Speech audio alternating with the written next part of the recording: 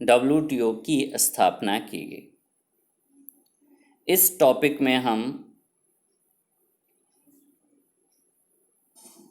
5 चीज़ों को पढ़ेंगे, 5 टॉपिक पढ़ेंगे। पहला, introduction of WTO, features of WTO, function of WTO, objective of WTO and main criticism of WTO in case of India. मतलब इस topic के अंदर क्लास 12th में हम डब्ल्यूटीओ को स्टडी करेंगे। तो सबसे पहले हम आते हैं कि डब्ल्यूटीओ है क्या और डब्ल्यूटीओ का इस्टेब्लिशमेंट कब किया गया। तो WTO is a founded in 1995 as a successor organization of general agreement on trade and tariff, that is called GATT. That means WTO is a successive of the GATT. GATT was here. What is a GATT? So GATT was established in 1948 with 23 countries as a global trade organization to administer and multilateral trade agreement by providing equal opportunity all the country in the international market. तो gate की स्थापना 1948 में की गई और उस समय 23 कंट्रियों ने मिलकर एक ऑर्गेनाइजेशन की स्थापना की, इंटरनेशनल ऑर्गेनाइजेशन की स्थापना की, which provide equal opportunity to all the country in international market and international trade। जो ये प्रोवाइड कराता है, फैसिलिटेट करता है कि जितनी भी वर्ल्ड की कंट्री हैं वो उनको एक फ्री और फेयर ट्रेड का अपॉर्चुनिटी मिले। WTO was officially constituted on January 1st, 1995। WTO officially 1 जनवरी 1995 से शुरू हुआ। The WTO has 164 member and 24 observer governments। ये जो आंकड़े हैं कि 29 जुलाई तक टोटल WTO के 164 मेंबर हैं। Liberia become the 163rd member on 14 July 2016 and Afghanistan become 164 member on 29 July 2016। मतलब अफ़गानिस्तान जो है वो लेटेस्ट मेंबर बना है WTO का और इंडिया इसका फाउंडर मेंबर है। इंडिया गैट का भी फाउंडर मेंबर था, अर्थात जो 23 कंट्री थी उसमें इंडिया शामिल था। और जब 1995 में WTO की स्थापना की गई तो भी इंडिया उसका फाउंडर मेंबर था। तो ये WTO के बारे में थोड़ा सा इंट्रोडक्शन। अब हम आते हैं WTO के फीचर्स के बारे में। तो WTO is a global in its membership.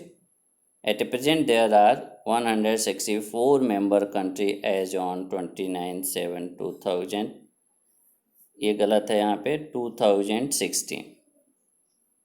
तो WTO एक ग्लोबल मेंबरशिप है, ऑर्गेनाइजेशन है जो कि पूरे वर्ल्ड की कंट्री इसकी मेंबर बनती हैं। It is the main organization of implementing the multinational trade agreement। ये एक ऐसा इंटरनेशनल ऑर्गेनाइजेशन है जो मल्टीलेटरल ट्रेड एग्रीमेंट मीन्स जिसमें एक से ज़्यादा देश, जिस ट्रेड में एक से ज़्यादा देश इन्वॉल्व होते हैं, that is a multilateral trade. It has much wider scope than GATT. ये गैट की तुलना में ज़्यादा वाइडर है, ज़्यादा ब्रॉडर है।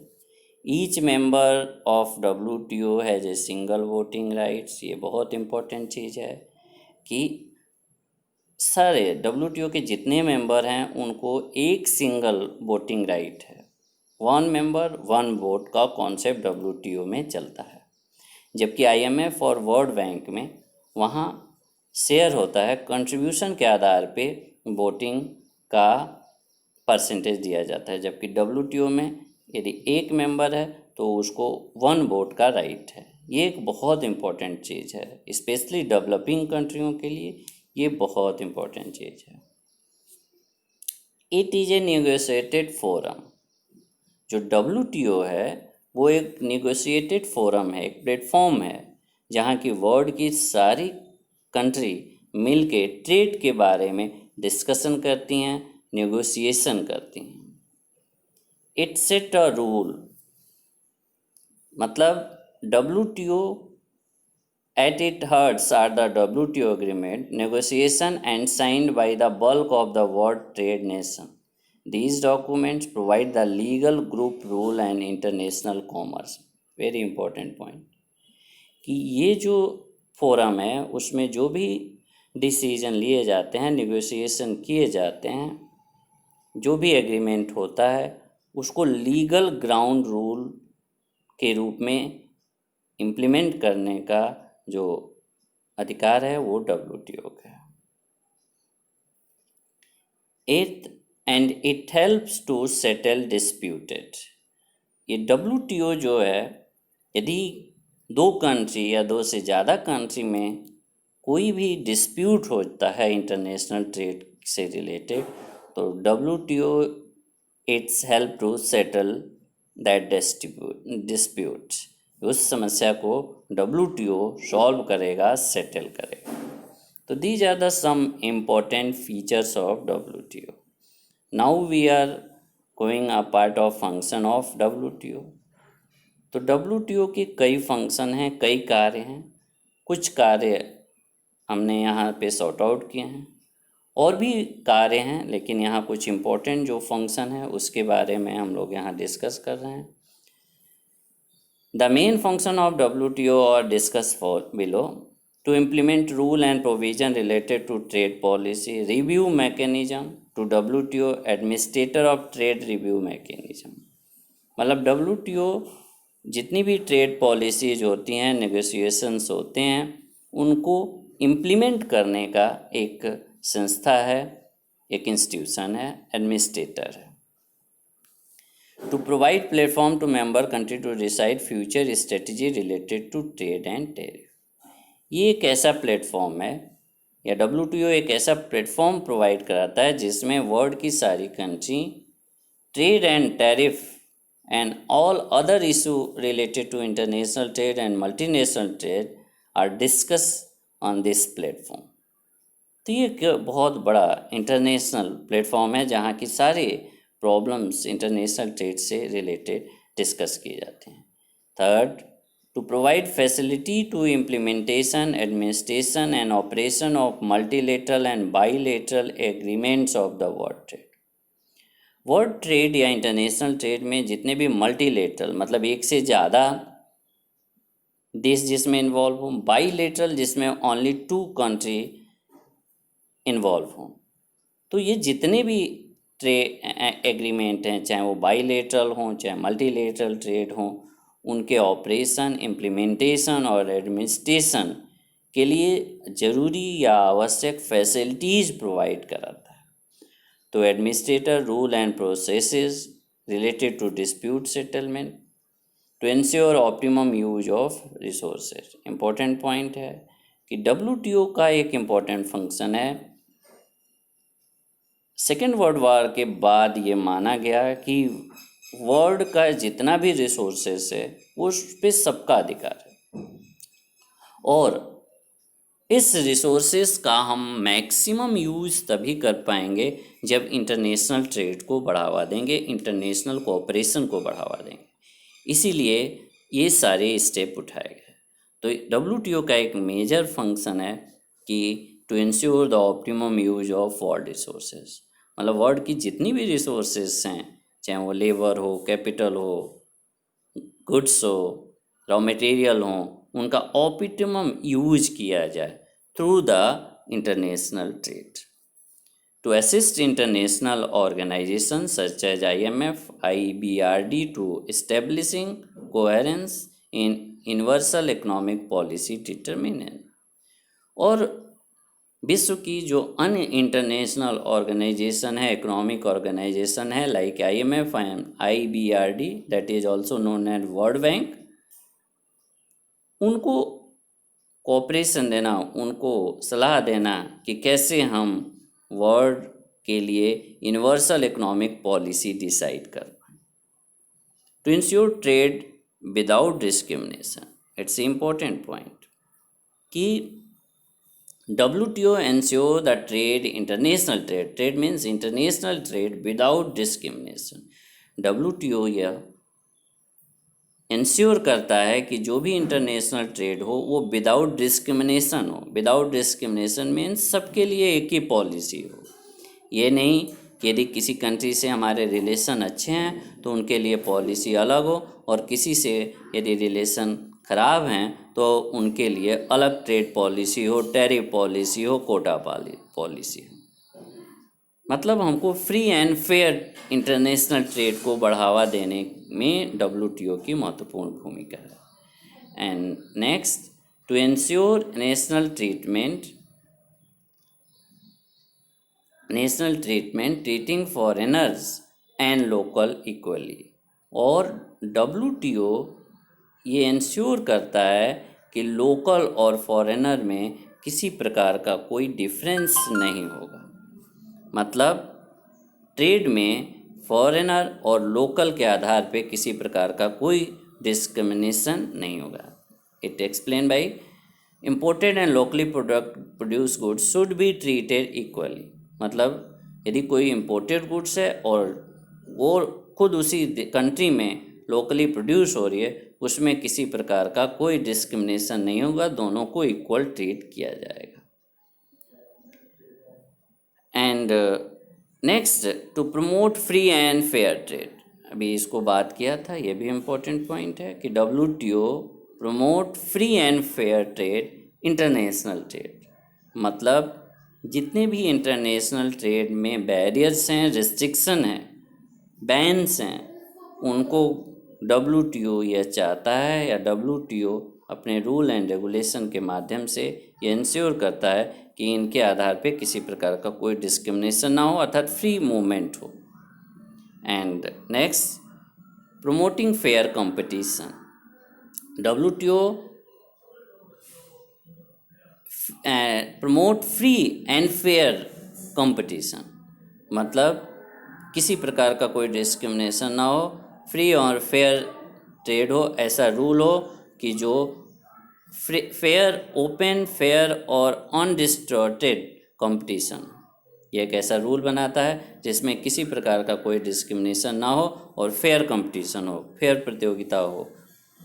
And WTO is a watch dog of international trade. बहुत इंपॉर्टेंट पॉइंट है कि WTO इंटरनेशनल ट्रेड का एक वॉच डॉग है, एक संस्था है जो ऑब्जर्व करती है कि वर्ल्ड में फ्री एंड फेयर ट्रेड हो रहा है कि नहीं. WTO and the 13 point in the function stability and trade system. WTO wants to stability in trading system. WTO यह चाहता है कि इंटरनेशनल ट्रेड में स्टेबिलिटी हो, किसी प्रकार की अनस्टेबिलिटी क्रिएट न हो. तो इसलिए WTO time to time different rule and regulation बनाता रहता है. अब हम इस चैप्टर के 4th पार्ट पे आते हैं, objective of WTO.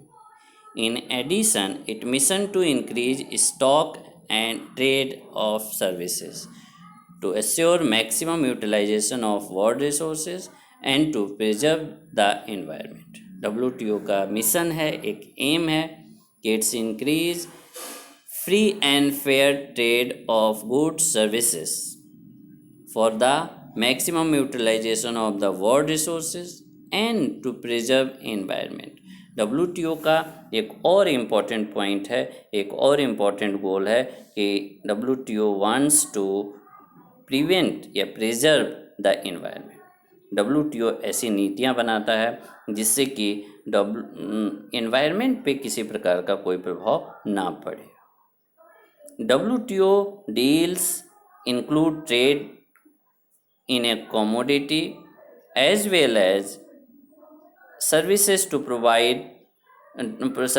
promote international trade, bilateral and multilateral, through the elimination of tax as well as non-tariff barriers।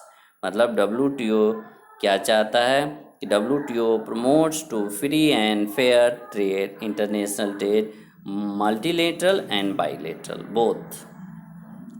Some important objective of WTO to improve standard of living of the member country। WTO का ये उद्देश्य है, objective है कि जितने भी member country हैं उनकी जो पीपल हैं, कंट्री के जो लोग हैं, उनका लिविंग स्टैंडर्ड बढ़ाया जाए थ्रू द इंटरनेशनल ट्रेड, उनकी इनकम बढ़ाई जाए। दूसरा, to full employment and broad increase in effective demand. WTO ये चाहता है, एक ऑब्जेक्टिव है कि वर्ल्ड में फुल एम्प्लॉयमेंट की तरफ बढ़ाया जाए और इफ़ेक्टिव डिमांड को बढ़ाया जाए। To enlarge full employment and effective demand का कॉन्सेप्ट हम लोग मैक्रो इकोनॉमिक्स में डिटेल पढ़ेंगे। To enlarge production of trade of goods, पूरे वर्ल्ड में गुड्स का जो प्रोडक्शन है, ट्रेड है, उसके वॉल्यूम को बढ़ाना इसका एक उद्देश्य है। To increase trade and services का जो ट्रेड है उनके भी प्रोडक्शन और वॉल्यूम ऑफ ट्रेड को बढ़ाना WTO का एक उद्देश्य है। To ensure optimum utilization of world resources, world की जो रिसोर्सेज हैं उनका ऑप्टिमम और मैक्सिमम यूटिलाइजेशन किया जाए। टू दी प्रोटेक्ट एनवायरनमेंट को प्रोटेक्ट करना एक इसका ऑब्जेक्टिव है। To accept concept of sustainable development के कॉन्सेप्ट को इस्टेब्लिश करना इनका एक उद्देश्य है। The concept of sustainable development it discuss in next topic. To set and execute rule of international trade, जितने भी इंटरनेशनल ट्रेड के रूल एंड रेगुलेशन हैं उनको सेट करना, उनको बनाना एंड एग्जीक्यूट करना, उनको लागू करना WTO का एक मुख्य उद्देश्य है। इसके अलावा WTO to present a panel of negotiation and controlling additional liberalization, और वर्ल्ड में लिबरलाइजेशन को बढ़ावा देना भी इसका एक उद्देश्य है, जिसके लिए वह क्या करता है, नेगोशिएशन करता है, विभिन्न देशों से वार्ता करता है जिससे कि लिबरलाइजेशन को बढ़ावा दिया जा सके, ग्लोबलाइजेशन को बढ़ावा दिया जा सके।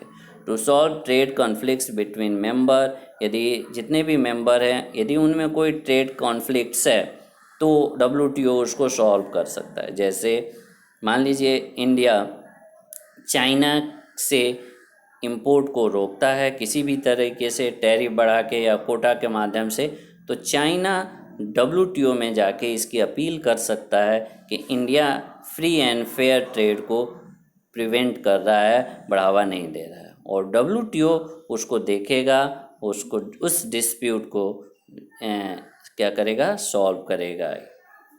To improve the clarity of decision making method, वो जितने भी डिसीजंस हैं नेगोशिएशन के माध्यम उसको बिल्कुल क्लियर करता है।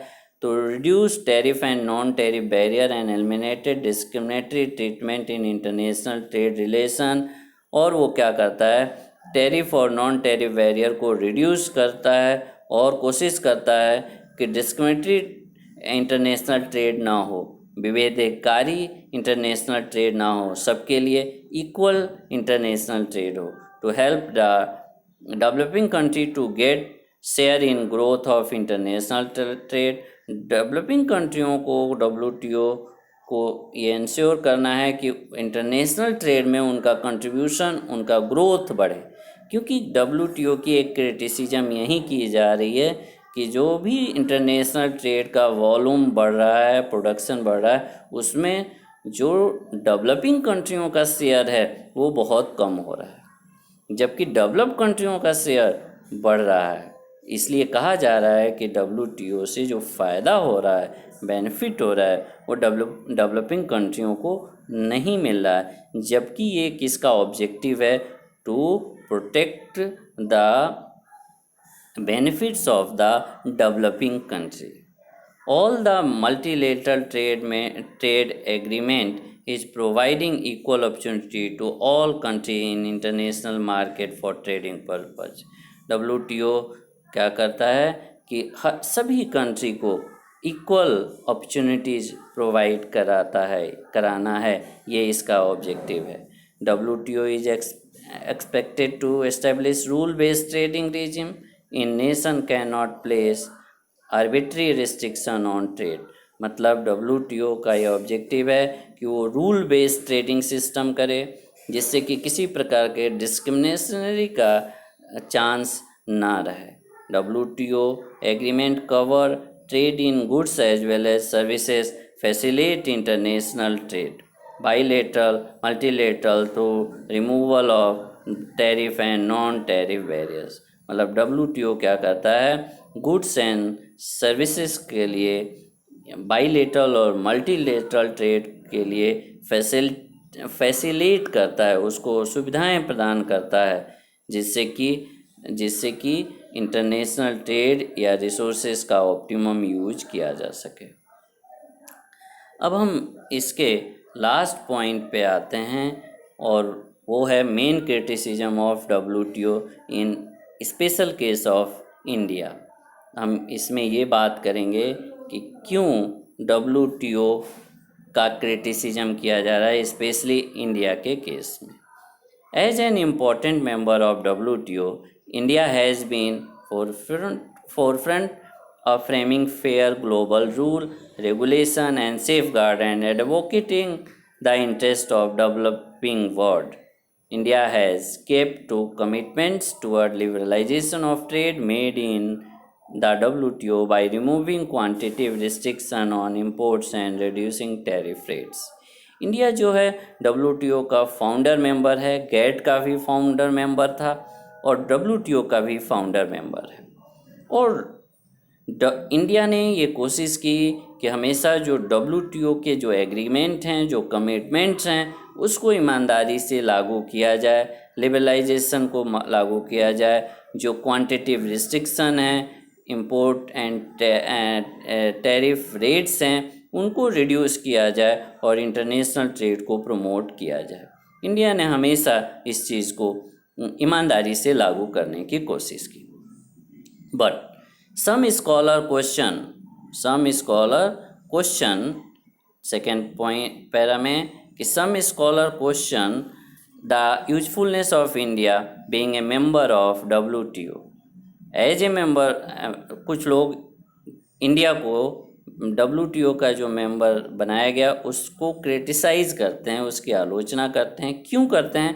पहला point, a major volume of international trade occurs among the developed nation. ये लोग कहते हैं कि जो भी इंटरनेशनल ट्रेड बढ़ रहा है उसका मैक्सिमम हिस्सा कहाँ पे जा रहा है? डेवलप्ड नेशन के में जा रहा है. डेवलपिंग कंट्रियों को जैसे इंडिया को उससे बहुत ज़्यादा बेनिफिट नहीं मिल रहा है, उसका बहुत बड़ा हिस्सा नहीं मिल रहा है. They also say the second point, they also say that while the developed countries file the complaint over agriculture subsidies given in their countries, developing countries feel cheated as they are forced to open their market for developed countries but are not allowed to access market to developed countries.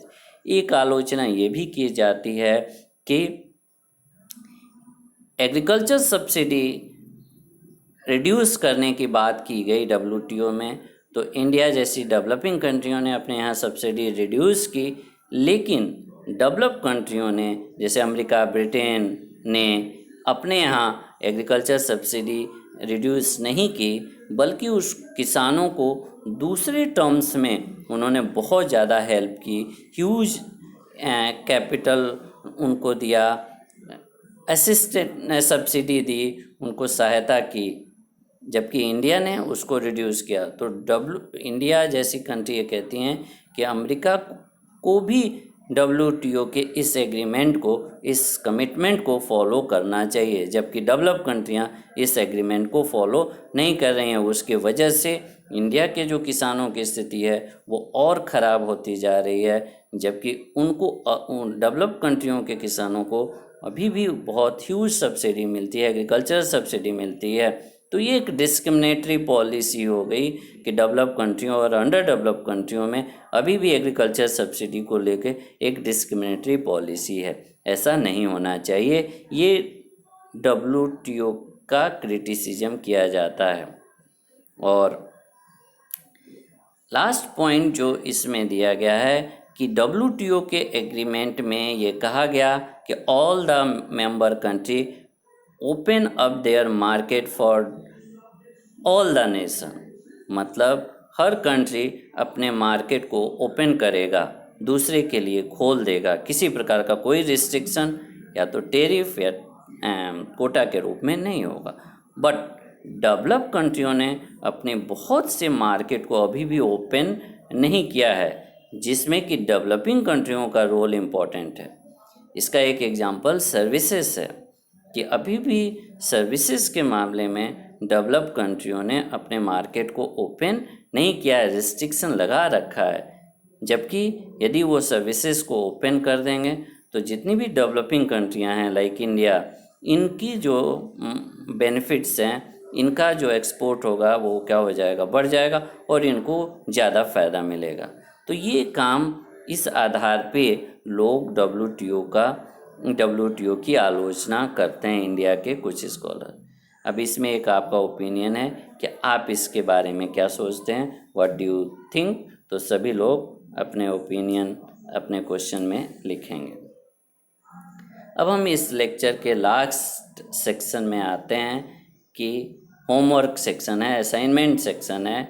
देखिए, सबसे पहले कुछ solve question हमने आपको दिए हैं जो पूछे जाते हैं। पहला, write the short notes of the world trade organisation, 4 marks में ये आता है। तो सबसे पहले हम क्या क्या पॉइंट लिखेंगे, ओरिजिन कब हुआ, कब इस्टेब्लिशमेंट हुआ, कितने मेंबर हैं, वर्तमान में कितने मेंबर हैं, लेटेस्ट मेंबर कौन है। इसके अलावा इसमें फंक्शंस के बारे में कुछ इम्पोर्टेंट फंक्शन है, उसके बारे में आप लिखेंगे। तो पहला इम्पोर्टेंट फंक्शन है facilitate international trade, formulation of rule and regulation for international trade, protecting interest of developing countries, optimum use of all resources, stability of trading system, international trading system, and promoting fair competition, free and fair competition. So that means WTO wants to free and fair competition. तो ये WTO पे, इसके आधार पे हम एक short notes लिख सकते हैं, लगभग 70 to 80 वर्ड्स या 100 वर्ड्स का एक शॉर्ट नोट्स लिख सकते हैं।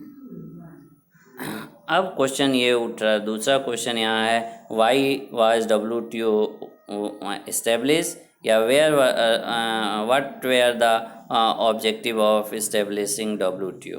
तो ऑब्जेक्टिव के बारे में हमने डिस्कस किया है। तो इस तरह से आप एक एक लाइन उसको एक्सप्लेन करते हुए और इसके ऑब्जेक्टिव को लिखेंगे।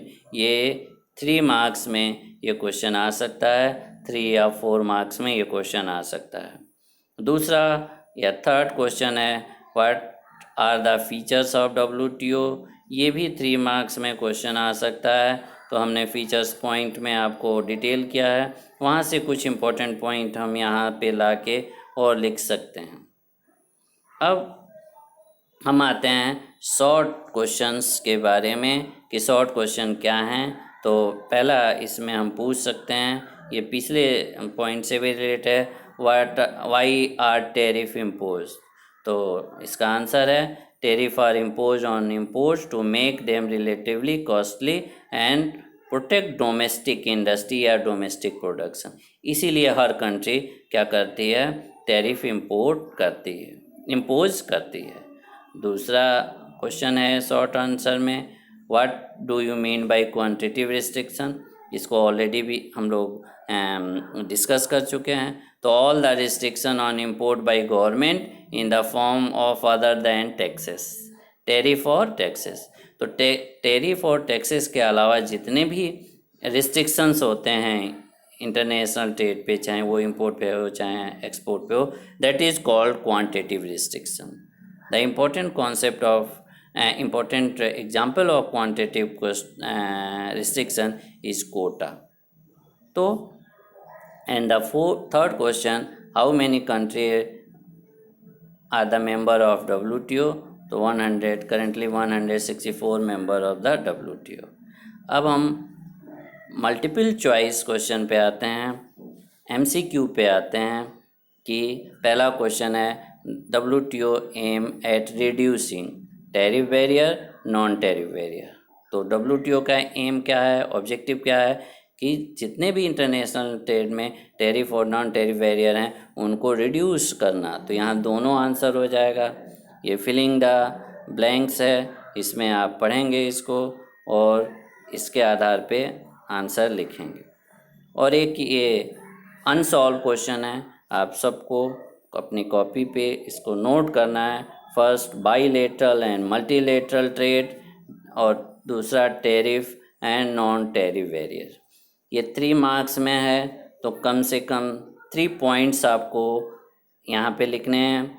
सिस्टम वही रहेगा कि सबसे पहले 3 कॉलम बनाएंगे जिसमें पहला ऑब्जेक्टिव या क्राइटेरिया बेसिस, फिर दूसरे में बाईलेटरल और तीसरे में मल्टीलेटरल ट्रेड लिखेंगे और उसके आधार पे बेसिस 1 2 3 बेसिस के आधार पे इसका आंसर कंप्लीट करेंगे। तो आज इतना ही बच्चों, अगले वीडियो में हम नेक्स्ट टॉपिक को डिस्कस करेंगे। यदि आपको कोई प्रॉब्लम हो तो आप हमसे संपर्क कर सकते हैं, कांटेक्ट कर सकते हैं। धन्यवाद बच्चों।